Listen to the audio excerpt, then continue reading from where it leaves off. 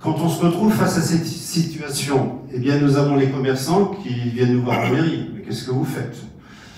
Tous nos concitoyens qui ne dorment plus. Mais monsieur le maire, qu'est-ce que vous faites? Donc le maire, qu'est-ce qu'il est obligé de faire? Eh bien, il y va sur le terrain. Donc c'est là que je trouve que quelque part, on devrait avoir plus de soutien, plus d'attention, pour qu'on ne se retrouve pas toujours seul. J'ai été agressé en 2019.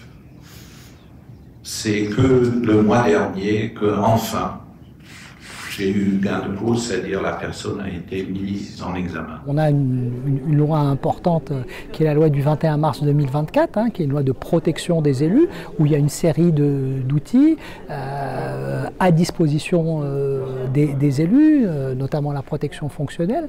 Et puis on a aussi mis en place un pacte de sécurité pour les élus, c'est-à-dire dans chaque brigade de gendarmerie, au commissariat de police, il y a un référent, les élus ont une ligne dédiée, ils peuvent avoir un bouton spécifique d'appel quand ils se sentent menacés, ils en font une demande aux services préfectoraux, et puis il y a aussi un appui psychologique, enfin toute une boîte à outils qui était méconnu. Donc bien évidemment, il m'a semblé important de donner de l'information. Je voulais leur communiquer le message suivant. D'une part, que les temps de l'enquête nécessitent par intermittence un temps long pour chercher à collationner les preuves de l'implication de tel ou tel dans la commission d'une infraction.